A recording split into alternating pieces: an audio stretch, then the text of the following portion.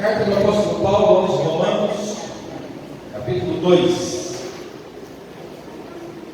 Estamos no propósito, nosso lema para esse ano, como já estamos aqui: não nos conformeis com este mundo, mas transformar-vos pela renovação da vossa mente, para que possam experimentar qual seja boa, perfeita e agradável a vontade de Deus. Aos Romanos, capítulo 12, verso 2. E com base nesse lema, nós vamos fazer a exposição de toda a carta aos Romanos, e hoje iniciaremos o segundo capítulo. Nós vamos ler o verso 1 até o verso 16, e depois você permaneça com a sua Bíblia aberta para juntos meditarmos na palavra do Senhor. Amém? Por isso você é indesculpável quando julga os outros, não importando quem você é. Pois naquilo que julga o outro, você está condenando a si mesmo, porque pratica as mesmas coisas que condena. Bem sabemos que o juízo de Deus é segundo a verdade contra os que praticam tais coisas. E você que condena os que praticam tais coisas, mas faz o mesmo que eles fazem, pensa que conseguirá se livrar do juízo de Deus? Ou será que você despreza a riqueza da bondade, da tolerância e da paciência de Deus, ignorando que a bondade de Deus é que leva você ao arrependimento? Mas por ser teimoso e ter um coração impenitente, você acumula contra si mesmo ira para o dia da ira e da revelação do justo juízo de Deus, que retribuirá a cada um segundo as suas obras. A vida eterna aos que, perseverando em fazer o bem, procuram glória, honra e incorruptibilidade, mas ira e indignação para os egoístas, que desobedecem à verdade e obedecem à injustiça. Tribulação e angústia virão sobre todo aquele que faz o mal, ao judeu primeiro e também ao grego. Mas haverá glória, honra e paz a todo aquele que pratica o bem, ao judeu primeiro e também ao grego. Porque Deus não trata as pessoas com parcialidade. Assim, todos os que pecaram sem lei, também sem lei perecerão. E todos os que pecaram sob a lei, serão julgados pela lei. Porque justos diante de Deus não são aqueles que somente ouvem a lei, mas os que praticam a lei é que serão justificados. Quando, pois, os gentios que não têm a lei fazem por natureza o que a lei ordena, eles se tornam lei para si mesmos, embora não tenham a lei. Estes mostram a obra da lei gravada no seu coração, o que é confirmado pela consciência deles e pelos seus pensamentos conflitantes, que às vezes os acusam e às vezes os defendem. No dia em que Deus, por meio de Cristo Jesus, julgar os segredos das pessoas de acordo com o meu Evangelho. Senhor, estamos diante da Tua bendita, santa, poderosa, absoluta, eficiente e suficiente palavra. E pedimos graça e misericórdia do Senhor nesse momento. Nós queremos nos assentar aos Teus pés. E queremos, Senhor, ouvir a Tua voz falando ao nosso coração nessa noite.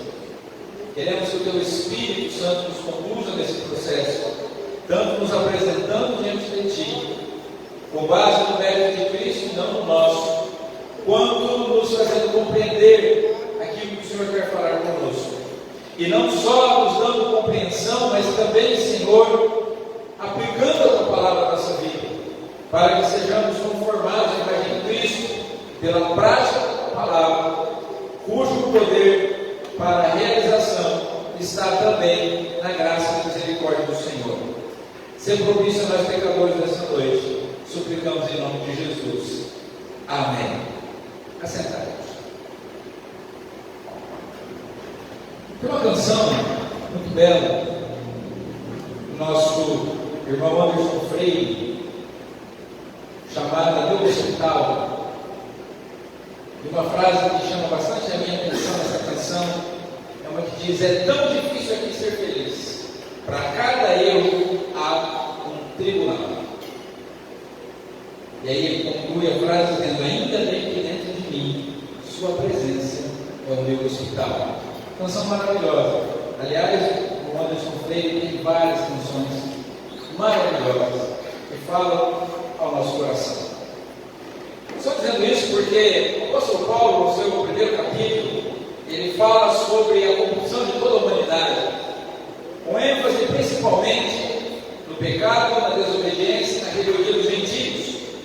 Mas depois de ter feito isso, nós entramos agora num ponto de transição da mensagem de Paulo, nessa carta aos Romanos, em que ele está saindo da sua exposição sobre a impiedade dos gentios, do castigo, da indesculpabilidade daqueles que não conhecem a lei, que não conhecem o Evangelho, e está fazendo uma transição para falar também da situação dos judeus diante de Deus. Mas aqui no capítulo 2 ele vai se voltar principalmente nesse início que nós vamos meditar nessa noite, para aqueles que julgam as pessoas, mas praticam os mesmos pecados. Paulo vai começar a revelar para os seus leitores e para nós nessa noite que o juízo de Deus é justo e imparcial, e alcança tanto os gentios quanto os judeus, alcança tanto os gregos quanto os israelitas. E nós que estamos nesse lema de meditarmos nessa palavra, buscando sempre a não conformidade com o mundo, conforme já citamos aqui, verso 2, primeira parte do capítulo 12 da carta aos Romanos, e nós queremos e estamos buscando uma não conformidade com o mundo, mas estarmos mais alinhados com o propósito de Deus para a nossa vida, conformados à imagem de Cristo, nosso Salvador. Nós temos como propósito olhar para esse convite do apóstolo Paulo a uma vida de verdadeira transformação, uma vida em que nós consigamos viver sem hipocrisia e inconformados com o mundo à nossa volta, com o pecado que está sempre ao nosso lado e em todos os lugares por onde andamos. E vamos analisar esse texto e tentar aplicá-lo à nossa vida, e se necessário, eu creio que encontraremos com certeza alguns pontos que nós precisamos buscar nos adequar às orientações que esse texto traz para nós essa noite. Amém? Portanto, queridos, vamos juntos meditar sobre o juízo de Deus e sobre o imperfeito julgamento humano. Ou seja, não vamos tratar aqui do julgamento perfeito de Deus, mas do imperfeito julgamento humano. Nós, quando julgamos, quase sempre, ou se não todas as vezes, fazemos um julgamento imperfeito das coisas. Porque, de acordo com o próprio apóstolo Paulo, nós não sabemos a verdade nem sobre nós mesmos, quanto menos sobre as outras pessoas. Nós, no nosso curso de discipulado,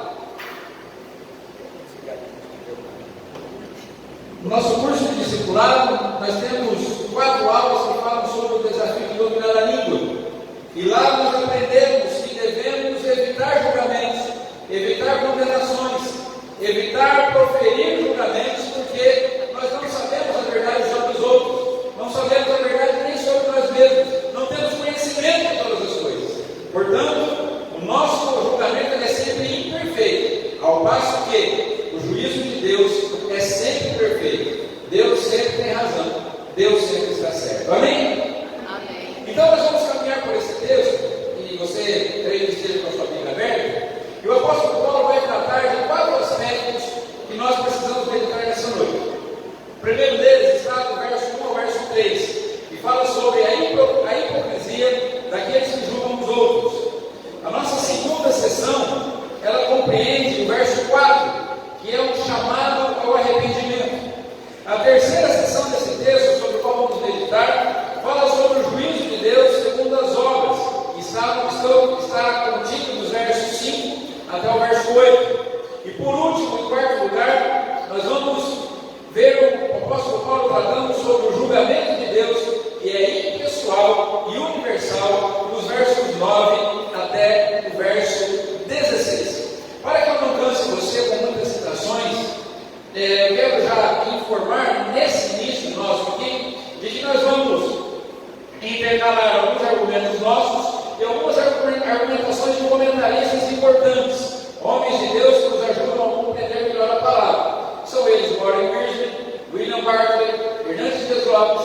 ele chama. Toda a nossa argumentação tem citações nossas e também desses comentaristas que serão citadas durante a nossa exposição e a nossa meditação aqui. Amém?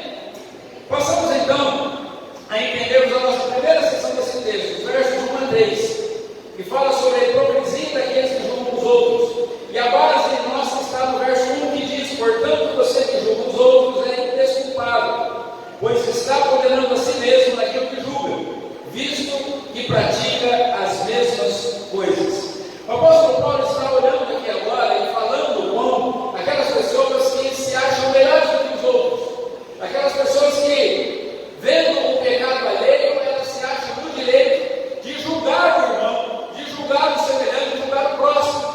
Porém, ela não olha para si mesma, para os pecados que ela mesma pratica, se coloca na posição contra Deus. Nós aprendemos, eu volto a citar aqui, nas nossas aulas de discipulado sobre o desafio de dominar a língua, que nós não devemos julgar as pessoas, porque quem julga usurpa o lugar de Deus. Aquele que quer julgar, ele quer se colocar no lugar do Senhor, ele não reconhece os seus próprios erros. Aquele que julga, ele não consegue imaginar que com a mesma medida com que ele julga, ele será julgado. O Senhor Jesus ensinou no Sermão do Monte, dizendo: não julgueis para que vocês não sejam julgados, porque com a mesma medida que vocês julgarem os outros, vocês também serão julgados. Da mesma forma, o Senhor Jesus ensina na oração que nós conhecemos como oração do Pai Nosso, que nós devemos querer o perdão de Deus assim como nós perdoamos as outras pessoas. Não é assim que oramos? Perdoamos as nossas dívidas da mesma maneira como eu perdoo as outras pessoas. Então, o que o Senhor Jesus nos ensina é que nós seremos julgados com a mesma regra que nós usamos para medir os outros. Ou seja, quem julga acaba criando jurisprudência contra si mesmo. O que é jurisprudência? Jurisprudência é um termo jurídico e significa que o juiz vai usar o resultado de um processo anterior para julgar determinada causa. Por exemplo, o irmão José Carlos tem lá um litígio contra o irmão Hugo, e o juiz usou o mérito para decidir a questão. E aí o resultado desse julgamento entre os dois fica lá registrado nos anais do direito. E quando uma causa semelhante aparece, ele pega o resultado desse processo e usa o mesmo resultado, o mesmo critério para julgar o segundo. Então, quando eu julgo meu irmão, quando eu falo mal do meu irmão, quando eu condeno meu irmão, eu estou criando uma jurisprudência contra mim mesmo. Porque no dia do juízo, o Senhor vai olhar para mim e falar assim: não foi isso que você disse dele? Não foi isso que você falou dessa pessoa?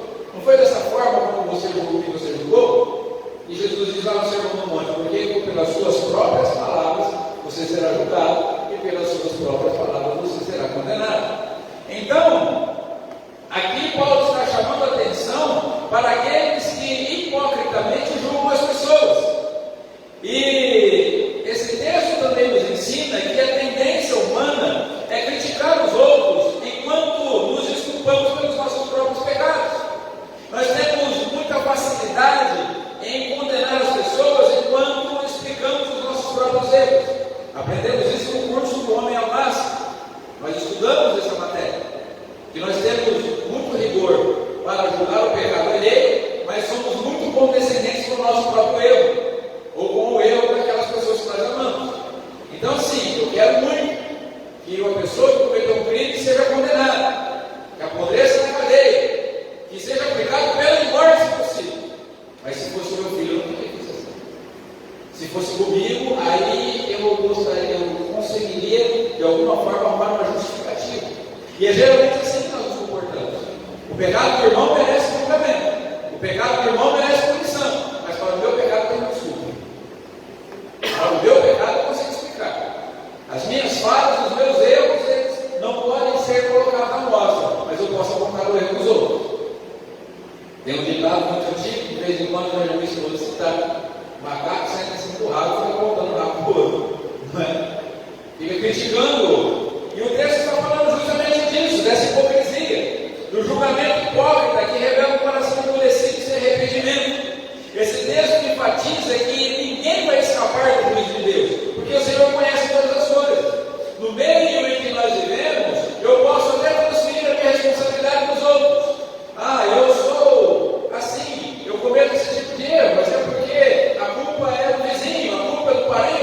pela outra pessoa. Tenho ouvido nos últimos dias algumas reflexões a respeito disso, sobre como nós reagimos diante dos ataques que nós sofremos. E uma das coisas que eu tenho ouvido bastante, algumas reflexões vieram ao meu conhecimento nesses dias, recebi pela internet, li algumas coisas a respeito. Não é? Nós temos a facilidade em justificar a nossa reação pela provocação. Então, assim, eu chorei, eu gritei, eu briguei, eu bati, eu me revoltei, só porque eu fui provocado. Mas o que a gente aprende é que a provocação não coloca nada dentro da gente. Você ser provocado, ser atacado, ser criticado, ser acusado, não coloca nada dentro de você. Nós aprendemos, olhando para a palavra de Deus, que a tentação do diabo não tem o poder de colocar nada dentro de nós, mas ela faz com que aquilo que está dentro de nós venha à tona. Então não adianta eu querer colocar a culpa nos outros, não adianta eu me comportar como o Adão do Éden. Quando Deus chega e fala assim: Adão, cadê você? Como se Deus não soubesse, onde ela não está. O Deus onisciente chega no jardim e fala assim: Adão, estou te procurando, onde é que você está? Né? É quase como alguém que está brincando de sonho, mas sabe que você está escondido. Mas Deus chega e fala assim: Adão, onde é que você está? Para que Adão tivesse a oportunidade de entender aquilo que estava dentro do seu próprio coração. E o Adão fala: estou escondido, Senhor. Ah, mas escondido por quê? A brincadeira nova? O que está acontecendo? Deus sabendo de tudo, mas vai tudo corte para o homem. E o Adão: não, Senhor, isso aqui é que eu estou pelado, estou escondido aqui porque eu não sei roupa. E Deus fala assim: mas quem contou você que eu estou sem roupa? Eu nunca tinha percebido isso. O que está acontecendo? Aí o Adão, ele não quer falar que pecou, ele fala assim: a mulher que o Senhor me deu,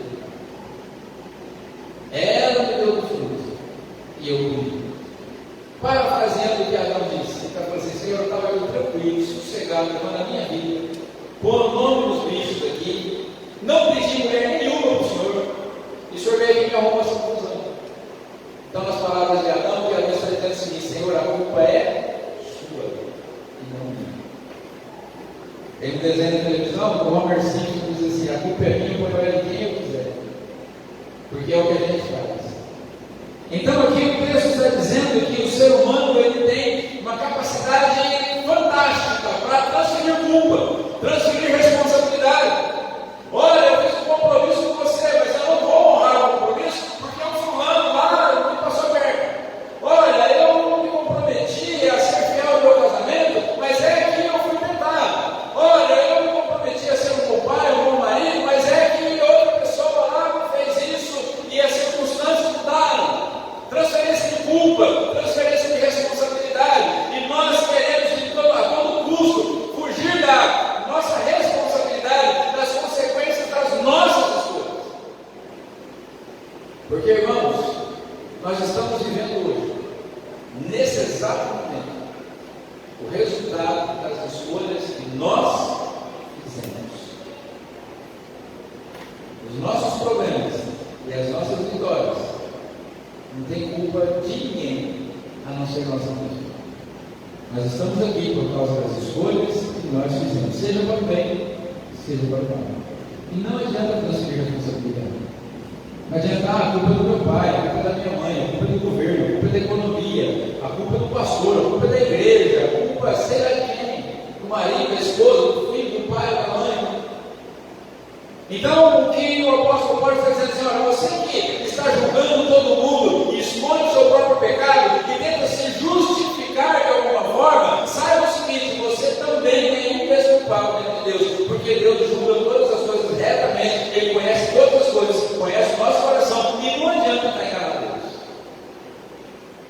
Porque quando Adão fala assim: Senhor, a culpa desse negócio tudo aqui é do Senhor, porque eu não pedi mulher nenhuma para o Senhor. A resposta de Deus nem considerou a resposta de Adão. Você não olha para o texto e vê Deus discutindo, tentando explicar isso para Adão. A resposta de Deus diz: sabe uma coisa, não? Maldita é a terra por causa de você. Por causa de você, não é por causa da mulher. Maldita é a terra por causa de você.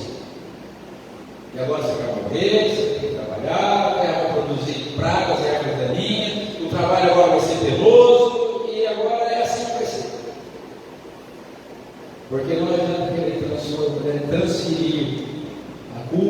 erro, a responsabilidade dos nossos atos.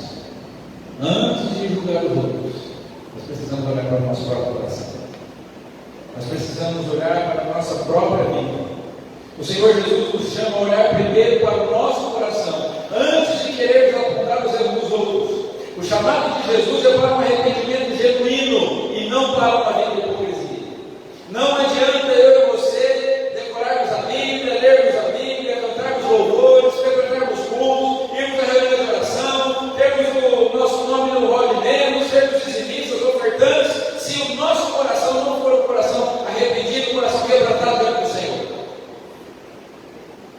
Não adianta entrarmos no templo com aquele ar de justiça, como a parábola que Jesus conta, em que o fariseu dizia: graças te dou ao Senhor, porque eu não sou como os demais homens, roubadores, adúlteros, incrédulos, mas eu sou bom, eu jejuo 2 vezes por semana, dou dízimo de tudo quanto possuo, e eu sou muito bom. E esse publicano aqui, olha que cara pior do que eu pecador. E Jesus disse que o tal do publicano, ele batia no peito e tinha coragem nem de olhar para o Senhor, cabeça baixa, dizendo assim: Senhor, você propício a mim, eu sou pecador. Aí Jesus disse que o fariseu saiu do templo, pior que entrou, mas o publicano saiu justificado. O publicano era uma pessoa que ninguém queria estar perto dele. O publicano era um judeu trabalhando para o Império Romano, recebendo dinheiro do imposto dos judeus para mandar para Roma. Pensa bem, pessoa bem vista. Mateus era um desses. Era considerado um traidor da pátria. Era considerado como alguém que havia traído seus irmãos. E os judeus não queriam nem estar perto dos publicanos. Mas Jesus lhe veio e chamou todos para arrependimento. Qualquer um que se arrependesse, qualquer um que reconhecesse o seu pecado, para nós com misericórdia seja a presença de Jesus. E eu e você precisamos olhar para nós mesmos nessa noite e perguntarmos: nós temos sido mais críticos com os pecados dos outros do que com os nossos próprios? Será que a gente critica a gente mesmo com a mesma medida, com a mesma intensidade que a gente critica os outros? Será que falamos do nosso próprio erro, do nosso próprio pecado com Deus, com a mesma intensidade como nós falamos do pecado das outras pessoas, para todo mundo, inclusive nas redes sociais? Como nós temos tratado essa questão? Como Cristo tem moldado o nosso caráter para uma vida de humildade e transformação? Como temos lidado com isso? Essa noite, nós precisamos pensar a respeito disso. Se fôssemos julgados com a mesma medida que temos julgado, qual seria o resultado? Que tipo de julgamento deveríamos enfrentar?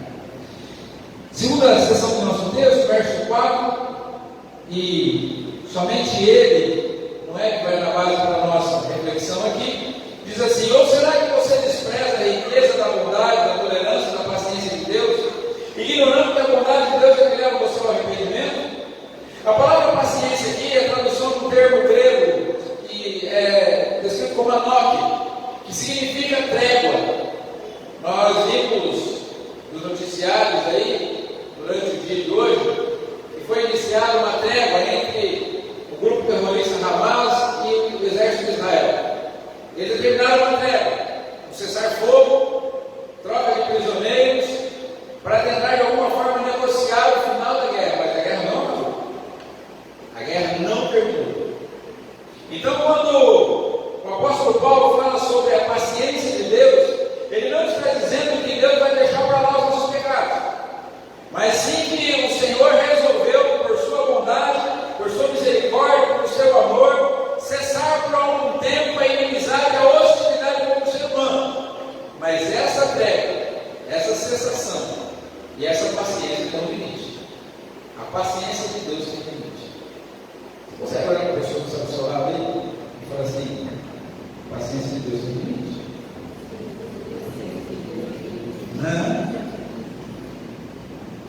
Não adianta achar que Deus não está vendo. Não adianta achar que Deus não está prestando atenção. Muitas vezes nós achamos que porque a gente está com saúde, os negócios estão indo bem, tem dinheiro no bolso, a família está tranquila, Deus está contente com o que a gente está fazendo. Nem sempre. E nós precisamos tratar o pecado de forma séria, porque a Bíblia ela é enfática que nós precisamos nos arrepender dos nossos pecados. O arrependimento ele é absolutamente necessário, fundamental e indispensável para quem não quer sofrer a condenação do inferno. Aqueles que não entregaram sua vida a Cristo precisam fazê-lo, precisam se reconhecer pecadores, precisam entregar a vida ao Senhor, porque a paciência de Deus não significa permissão para pecar, mas é uma oportunidade para arrependimento. O fato do Senhor estar nos dando tempo, o fato do Senhor não estar nos punindo e nos condenando de acordo com as nossas atitudes, não significa que Ele não está ligando para o nosso pecado. Pelo contrário, Ele está nos dando oportunidade. O tempo está sendo dado, a oportunidade está sendo dada, mas isso tem limite. Uma hora vai acabar. Muitos querem hoje em dia abusar da graça de Deus e não percebem que estão acumulando ira para o dia do juízo. Irmãos, a gente tem visto coisas na internet que dá medo. E no nosso dia a dia também. Gente que conhece o Evangelho, conhece a palavra de Deus, conhece as leis de Deus, gente que sabe quem é Deus, brincando com Deus, tratando as coisas de Deus com leviandade, tratando as coisas de Deus com desleixo até, desobediência, pecado, promiscuidade, zombando de Deus, brincando com as coisas de Deus, tratando Deus como se fosse um subalterno, um escravo qualquer. Deus está atento. Ele está dando corda, está dando tempo, mas esse tempo tem limite. O Jesus, o bom pastor que veio aqui, que pregou o amor, que curou as pessoas, que salvou as pessoas, que convidou as pessoas para o seu reino, que morreu na cruz, ele vai voltar. E quando ele voltará como juiz. E diz a palavra do Senhor que ele vai pisar o lagar da ira de Deus.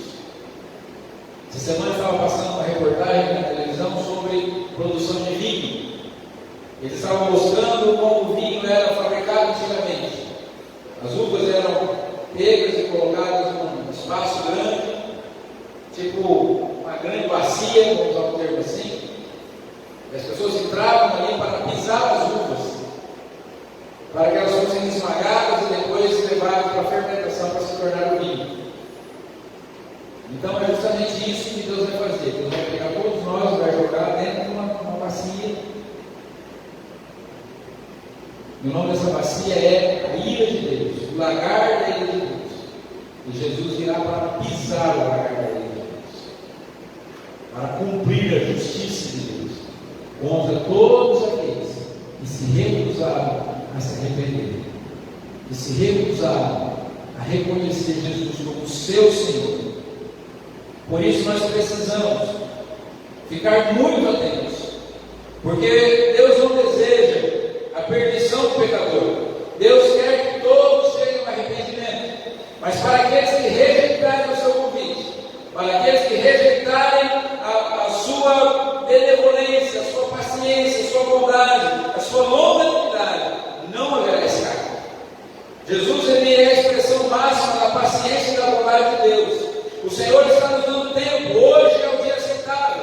Hoje eu e você temos a oportunidade de nos arrepender. Você que ainda não é cristão, que não entregou sua vida a Cristo, aqui ou onde quer que você esteja, ou quando quer que você veja essa mensagem, não perca tempo, entregue sua vida ao Senhor.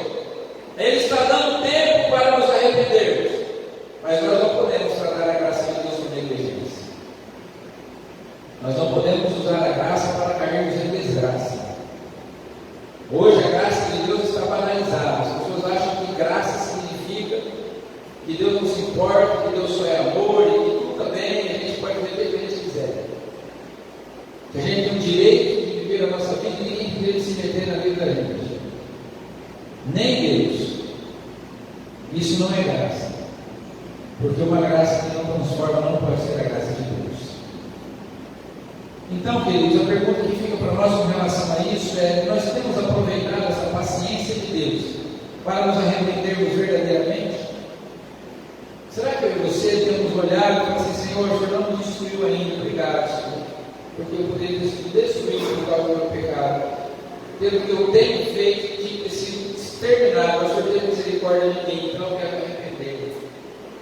Eu quero confessar o meu pecado. Eu quero assumir a minha responsabilidade. Eu quero viver para a tua glória. Será que nós temos vivido assim? Ou será que a gente tem que deixar para amanhã? Não me arrependo hoje não, amanhã eu me arrependo. Eu sou jovem ainda, vai chegar o tempo de eu me arrepender dos meus pecados e viver em santidade. Já conheci irmãos crentes que não deixavam o filho se batizar. Seu filho vai batizar? Não é batizado nenhum. Por quê? Porque depois do batismo não pode pecar mais. Se o pecado batizado não é batizado, vai ser diferente. Pecado é pecado. Pecado de quem já batizou, de quem não batizou ainda é a mesma coisa. Não, mas meu filho ainda é jovem, deixa eu curtir a vida, deixa eu aproveitar. Eu tinha que ele já tiver aproveitado bem a vida, pecado bastante, tivesse machucado, se não usado, tudo no mundo. Aí quem sabe ele vem para Jesus e aí seja a hora. Vamos postergar isso, vamos deixar para depois, vamos deixar para amanhã. Segunda vida está tão bom. Para que eu vou fazer a obra de Deus, evangelizar, fazer missões, assumir o ministério da igreja? Para que eu vou assumir responsabilidades com a obra de Deus? Eu tenho tanta coisa para fazer, eu estou ocupado. Deixa para outro dia, deixa para outra hora. O chamado do Senhor é para agora, para já, para hoje, para ontem. Nós não podemos deixar para depois. Conversão dos nossos filhos, dos nossos parentes é para ontem. A nossa santificação é para ontem. Irmãos, nós não podemos tratar a vida com Deus de qualquer maneira. Jesus pode voltar a qualquer instante. Pode ser que nós não terminemos esse culto. Pode ser que o Senhor volte daqui a 200 anos. Mas pode ser que eu não conheça o estado. E está quase chegando. Quase. Mas pode ser que não tenha tempo. A Bíblia diz que, assim como nos dias de Noé, em que as pessoas comiam, bebiam, casavam, tiravam-se em casamento. Pastor, mas comer, beber e casar isso em casamento não é pecado, não. Mas significa que aquelas pessoas tinham simplesmente desconsiderado Deus nas suas vidas cotidianas. Estava cada um cuidando dos seus próprios interesses, até o dia em que Noé entrou na árvore e eles não perceberam. E quando eles perceberam, foi tarde demais. Não deu mais tempo. E aí não adianta. Jesus disse assim: naquele dia muitos chegarão para mim e dizem: Senhor, Senhor. Por que Senhor, Senhor? O Novo Testamento foi escrito em grego. E no grego não tem uma maneira de expressar as palavras com intensidade. Então, quando alguma coisa é muito importante, muito solene, é escrito 2 vezes. Por exemplo, em verdade vos digo, ou seja, é verdade mesmo. É uma grande verdade. É uma verdade muito verdade. Então, quando Jesus fala assim, naqueles dias muitos dirão: Senhor, Senhor. Muitos chegarão e dirão: Senhor, Senhor, o Senhor é o Senhor verdadeiro, é o Senhor de todo absoluto, é o Senhor de toda a terra, é mais Senhor que todos os senhores. Jesus falou assim: agora já foi. Essas pessoas dirão assim: Senhor, no teu nome nós expulsamos demônios, nós curamos enfermos, fizemos muitos milagres. E a resposta de Jesus foi assim: mas eu não tenho a menor ideia de quem são vocês. Não os conheço. Apartados de mim, vocês que praticam a iniquidade. O que é iniquidade? Sabe o que é iniquidade? Iniquidade é o pecado que se tornou normal. Sabe aquele pecado que não dói mais? Porque tem pecado na nossa vida que a gente pratica e ele dói. A gente sente uma tristeza, um remorso no coração. E a gente pensa assim: agora Deus me mata. Porque eu não poderia ter feito o que eu fiz. Só que acontece que passa meia hora, 1 hora, 2 horas, 6 horas, e Deus não te mata. No dia seguinte, você acorda de manhã, está tudo bem, você não ficou doente, não morreu.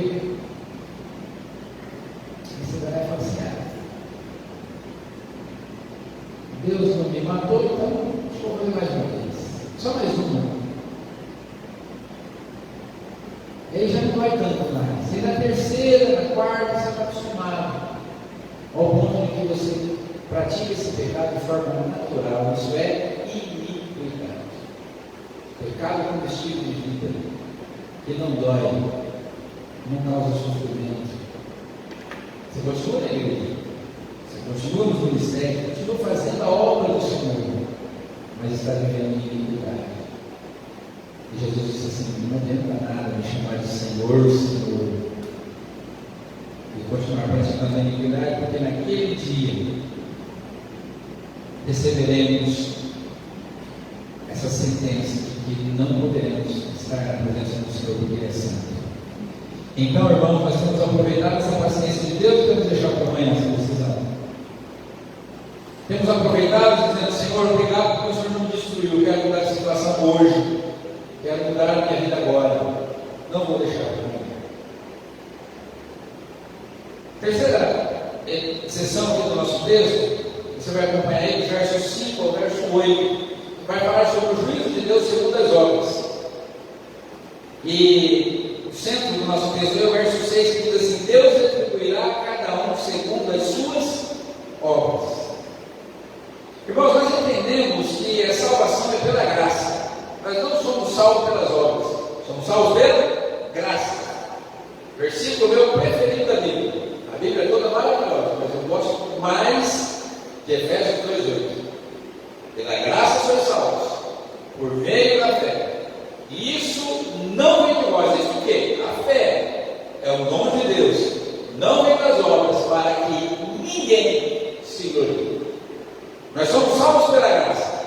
Nós não precisamos fazer absolutamente nada para sermos salvos. Uma vez tendo crido em Jesus, confessado Cristo como Salvador, o próprio Senhor Jesus disse a Nicodemos que nós passamos por um processo, por um evento que significa nascer de novo. É comparado com um novo nascimento. O nascimento acontece uma vez na vida. Ninguém aqui nasceu 2 vezes ou 3 vezes. Ninguém aqui nasce um pouquinho por dia. Nós temos uma data de nascimento. Você pega o seu documento lá para o dia que você nasceu. E se você pegar a certidão de nascimento, tem a hora. Né? Nasceu tal dia, tal hora. Somos salvos pela graça, mas seremos julgados pelas nossas obras. Porque a graça que salva é a graça que transforma. E a transformação da graça na nossa vida nos faz praticar as obras de Deus.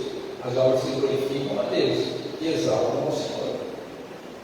Portanto, uma salvação que não traz transformação não é salvação de fato. Talvez seja um convencimento, mas não é uma conversão verdadeira. Então, o texto aqui nos mostra que nós seremos julgados e Deus vai nos retribuir cada um segundo as nossas obras. Ou seja, o julgamento de Deus não se baseia na aparência, mas na realidade da vida de cada um. Não adianta eu e você termos um discurso religioso, eu e você termos um discurso de piedade, eu e você vestirmos uma capa e uma aparência de piedade, mas na nossa vida nós não praticamos isso. O nosso coração não está voltado para isso. Esse conceito de retribuição segundo as obras não significa que a salvação é por causa delas, mas é um reflexo de uma fé verdadeira. É por isso que Tiago explica: olha, você diz que é salvo pela fé, então vou fazer o seguinte: você me mostra a sua fé, que eu vou te mostrar as minhas obras. Pelas minhas obras eu demonstro a minha fé. Então, não é como algumas religiões ensinam que a salvação ela vem pelo bem que nós praticamos, mas é justamente o contrário, é o resultado da salvação que a gente diz ter. Porque se a gente diz ter fé e não tem obras a apresentar, significa que nós somos árvores estéreis, ou seja, não tem fruto. E quando nós olhamos para a palavra de Deus, nós entendemos que aquele que tem o Espírito Santo, aquele que entregou a vida para Cristo, como nós vimos lá na carta aos Gálatas, que nós terminamos a exposição há pouco tempo, e aqueles que estão cheios e habitados do Espírito de Deus, eles têm frutos a apresentar. Tem um fruto que é produzido pelo Espírito em nós: longanimidade, bondade, fé,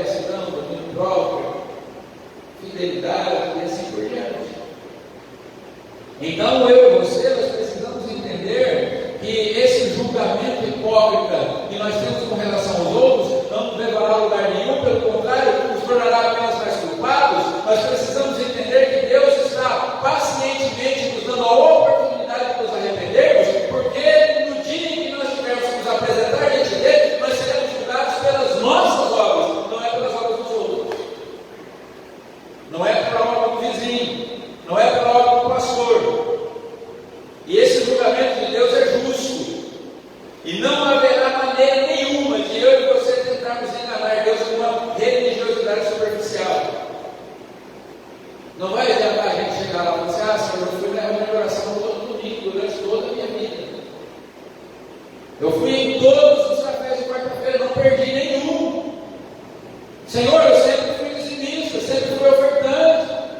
Senhor, o meu nome estava lá na escala da limpeza do templo. E eu cumpria todas as minhas escalas religiosamente, regularmente. Isso tudo é superficial. Porque o Senhor está olhando para o nosso coração. E não adianta a gente achar que a gente está vivendo no pecado e dizer: não, é que Deus olha o coração. O nosso coração, irmãos, ele precisa transferir para a nossa vida aquilo que está dentro dele. Porque se a nossa aparência não demonstra uma vida piedosa, significa que o nosso coração também não é piedoso. Mas é possível também a nossa aparência demonstrar uma piedade que não está alicerçada no nosso coração, é só a aparência. No momento em que tivermos que prestar contas diante do Senhor, o justo juiz, e é muito bom saber que Deus é um juiz justo, porque você não queremos que Deus seja um juiz injusto, queremos? Você já imaginou? O controle do universo está na mão do juiz corrupto, como alguns nós temos visto por aí. Não vamos citar nomes aqui. Mas eu estava vendo algumas coisas essa semana e eu falei a minha casa assim: nesse país, literalmente, a banana come macaco. Está tudo errado. É como se a gente estivesse vendo a banana comer macaco. É como se a gente estivesse vendo o bosque dominar um cachorro. Ao contrário. O que é certo não está errado, o que está errado está certo. Nós ficamos olhando para isso e aí nós olhamos para a palavra de Deus e falamos: ainda bem que Deus é justo. Porque nesse mundo aqui não dá para esperar justiça. Não dá para esperar que a ordem, a lei, a justiça, a bondade seja cumprida. Porque simplesmente os valores estão completamente distorcidos, completamente mudados. Quem tem mais influência, quem tem mais recursos, quem tem mais conhecimento, quem tem mais dinheiro, passa na frente dos outros. Ainda que esteja errado, consegue ser inocentado, enquanto inocentes estão sendo punidos. Precisamos da misericórdia do Senhor. Mas graças a Deus que nós olhamos para Ele e vemos que Ele é um Deus absolutamente justo. Dá medo às vezes, mas também nos dá esperança. Porque Ele vai nos tratar com justiça, mas essa justiça já foi cumprida em Cristo. E aqueles que creem em Cristo não tem nada a ver, porque estão justificados. Ser justificado não significa ser perdoado, é muito mais que isso. Ser justificado é você ter a justiça de Cristo atribuída a você. Ou seja, quando Deus olha para você e vê o sangue de Cristo na sua vida, para Deus é como se você nunca tivesse cometido pecado nenhum em toda a sua existência. Mas aqueles que estiverem sem essa marca terão que enfrentar o julgamento justo do Senhor. Jesus já suportou o juízo que nós merecíamos. Por isso as nossas obras devem refletir essa transformação que Ele opera em nós. Nós precisamos praticar as obras de justiça, porque Jesus, Ele nos justificou. Então essas obras precisam estar no nosso caráter, na nossa vida, na nossa prática, no nosso cotidiano, porque esse juízo já foi suportado por Cristo. E se essa justiça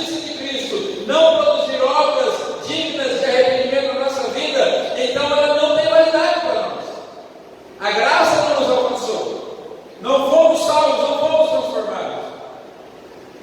Por isso, queridos, se nossas obras fossem analisadas hoje, se hoje eu e vocês tivéssemos colocado as nossas obras na balança, será que elas refletiriam corações transformados por Cristo? A maneira como nós temos vivido reflete aquilo que Cristo fez em nós?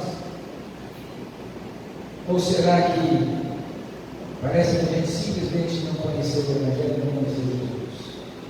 Será que é só discurso? Será que é só reunião de domingo à noite? Será que é só o protocolo que a gente aprendeu a cumprir? E aí, nos versos 9 e 16, a gente vai para a última seção desse texto, que é o julgamento de Deus, que é impessoal e é universal. E a base está no verso 11 que diz: porque diante de Deus não há acepção de pessoas. Ou seja, porque Deus não trata com parcialidade. Como Deus nos trata? Igualmente. Não tem privilégio, nem para crente, nem para incrédulo, nem para pastor e nem para membro, nem para líder e nem para liderado. Não há parcialidade alguma. No momento em que tivermos que comparecer diante do Senhor, a lei é a mesma para todos. A nossa Constituição ela diz que todos são iguais perante a lei. Não é verdade. Temos um sistema judiciário que não trata com imparcialidade. Temos juízes que não são imparciais. Temos visto muita coisa ruim acontecendo no mundo por causa de um código penal que não funciona. A pessoa é presa, no outro dia está na rua. Cometeu o crime. Todos sabem que cometeu o crime, mas está solto. Comete o crime de honra, é condenado, cumpre parte da pena e é solto. Não pagou o que deveria. E o mais engraçado, falo engraçado porque na verdade é trágico, é que às vezes são soltos por bom comportamento, mas bom comportamento não estava preso. Se está preso é porque teve um mau comportamento. E se recebeu uma pena, a pena tem que ser cumprida. Quando você compra, por exemplo, você vai lá e compra um fogão. O fogão custa R$2.000. Se você pagar certinho as 3 primeiras prestações, vai perder o resto do dia. Olha que legal, você pagou as 3 primeiras prestações de dia, não precisa pagar as outras não. É mais ou menos o que acontece na nossa vida. A pessoa é presa, então o preço você paga e paga uma parte. Você pagou direitinho essa parte aqui, vai embora, você paga o resto. Por quê? Porque teve bom comportamento. Bom comportamento é o que se espera de qualquer cidadão. Ninguém nos dá nada aqui fora por bom comportamento. Comportamento é o que se espera de todos. Eu penso, e aí é eu que penso, a minha opinião, você concorda se quiser ou não. Você tem uma pena a cumprir, é 10 anos, é 10 anos, mas se tiver bom comportamento é 10 anos, se não tiver vai aumentar. Se fizer tudo direitinho, fica 10, se não fizer vai ficar 11, 12, 20, 50, até aprender. Penso que deveria ser assim. Mas a lei não é aplicada imparcialmente. Mas quando nós olhamos para a palavra de Deus, nós vemos que Deus não vai julgar pelo status, não vai julgar pela etnia, não vai julgar pela religiosidade, mas Deus julga pela verdade. Ou seja, Paulo está dizendo, não importa se você é judeu ou se você é gentio, todos serão responsabilizados diante de Deus. Estava conversando com amigos esses dias sobre essa questão que nós estamos estudando aqui, sobre a indesculpabilidade do ser humano, e ele argumentou comigo, mas espera aí,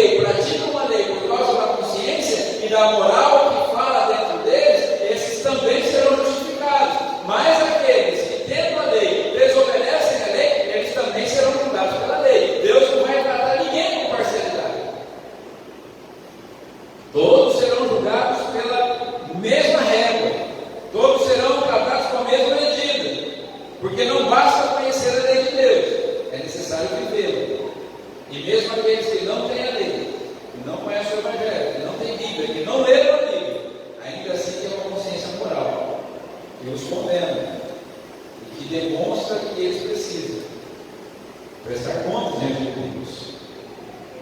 Por isso, queridos, nós precisamos entender que Cristo veio para todos, sem distinção, judeus e gentios.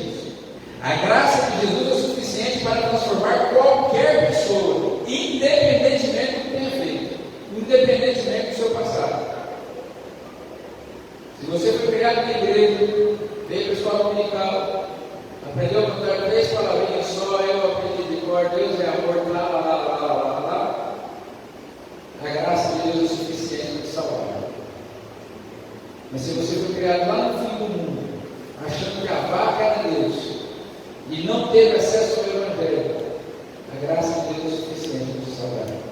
Se você foi criado num ambiente promíscuo, de imoralidade, de criminalidade, e você está afundado na lama, no lamaçal do pecado, a graça de Deus, de Jesus, é suficiente para salvar você. A graça de Jesus é suficiente para salvar todos os seres humanos, indistintamente. Todos serão salvos? Não. Mas o sacrifício de Jesus é suficiente para salvar toda a humanidade. Por isso não há desculpa. Por isso não há argumento contra isso. E diante disso, queridos, nós precisamos também refletir sobre como nós temos vivido. Temos vivido de acordo com a luz que recebemos de Deus?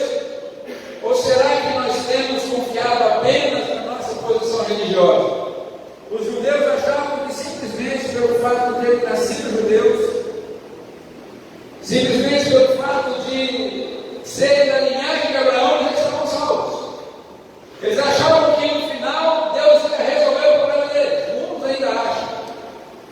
Por que você vai para o céu? Eu vou para o céu porque eu sou judeu, eu sou descendente de Abraão, Deus fez uma promessa para Abraão e está tudo certo, eu vou viver do jeito que eu quiser. Que no final Deus vai ter que me pôr para dentro. No final o Senhor vai ter que abrir a porta para mim. Mas a Bíblia diz que não é assim não. Alguém já disse que você pode ter nascido na igreja, ter sido apresentado na igreja, ter sido batizado na igreja, ter casado na igreja. Você pode ter o seu corpo velado na igreja e acordar no inferno. Porque ter essa experiência religiosa não significa ter nascido de novo. Não significa que está tudo bem com Deus. Porque no céu não vai ter judeu, não vai ter batista, não vai ter presbiteriano, não vai ter assembleano. Mas no céu terão lavados e remidos por sangue de Cristo. Todos serão julgados da mesma forma. Todos terão que passar diante do tribunal de Cristo, diz a palavra do Senhor. Todos indistintamente. Mas se você entregou sua vida a Jesus, fique tranquilo, está tudo certo. Se você ama Cristo de verdade, se arrependeu dos seus pecados verdadeiramente, está tudo bem. Nós sabemos, irmãos, que pelos nossos méritos nós estamos absolutamente perdidos. Não temos esperança alguma. Aquele que tenta de alguma forma, através da religião, agradar a Deus, está ansioso, está desesperado. Irmãos, eu fico assim muito triste quando eu converso com algumas pessoas e falo assim: e aí, tudo bem? Tudo bem. Jesus vai voltar para buscar a gente, né? E aí o crente responde assim: estou tentando, mas consigo chegar lá. Eu falo assim: irmão, para de tentar, você vai conseguir não. Confia em Jesus. Entrega aqui para Jesus. Você não precisa tentar chegar no céu. Jesus já abriu a porta do céu para nós, irmãos. Quando nós praticamos as boas obras, é porque a gente já sabe que vai para o céu. E a gente já sabe que é salvo. Porque a gente já tem Jesus. A gente já tem a salvação. Mas está tudo certo. A passagem está comprada no bolso. A gente só está esperando a hora do trem passar para a gente embora. Só estamos aguardando o momento, aquele momento tocar e a gente desaparece desse mundo. E somos recebidos da eternidade, a festa eterna celestial. Louvado seja o nome do Senhor Jesus. Então, diante de tudo isso, nós podemos concluir que esse texto de Romanos, capítulo 2, versos 1 a 16, é um alerta sobre o perigo da hipocrisia. É um chamado ao arrependimento e à imparcialidade do juízo de Deus. Por isso, diante disso, eu e você precisamos responder com uma vida de transformação genuína em Cristo. de tudo isso, irmão, nós precisamos entrar na presença do Senhor e falar: Senhor, eu vou transformar. Eu quero ser transformado. Eu quero viver de acordo com a tua vontade. Eu quero ser um crente de fato. Eu olho para esse texto, irmãos, e ao mesmo passo que me traz uma certa reflexão sobre tudo isso, me traz esperança, me traz alegria. Porque eu sei que eu não preciso me firmar nos meus méritos, eu só preciso confiar em Jesus. Porque eu sou fraco, sou falho, sou pequeno. Eu só preciso reconhecer e deixar minha vida nas mãos do Senhor. Vamos orar? Você pode ficar em pé? Feche os seus olhos, feche a sua cabeça. Irmãos, esse texto, essa reflexão deixa alguns desafios para nós. O primeiro deles é o de avaliarmos o nosso próprio coração antes de julgar as pessoas. Antes de falar do pecado do outro, antes de criticarmos o outro, vamos pedir para que o Espírito Santo revele a verdade sobre o nosso próprio coração. Vamos pedir para que o Senhor nos ajude a ver se não há pecados em nossa vida que nós temos ignorado enquanto estamos criticando os outros. Será que quando eu estou criticando meu irmão, o pastor, a igreja, o marido, a esposa, os filhos, os pais, os parentes, será que eu não estou deixando de olhar para o meu próprio pecado? Não seria o caso de eu olhar melhor para a minha própria vida antes de olhar para a vida do outro? Jesus falou que a gente às vezes fica olhando o cisco que está no olho do outro e esquece da trave que está no nosso próprio. Que nós avaliemos o nosso coração antes de julgar os outros, irmãos. É o primeiro desafio para nós. Segundo desafio para nós, irmãos, não abusemos da paciência de Deus.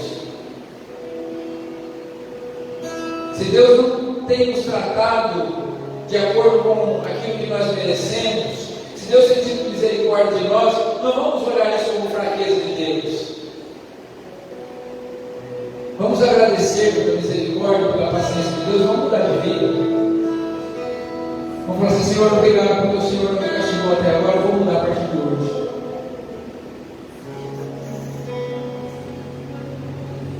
Irmãos, será que nós temos tratado a graça de Deus com seriedade?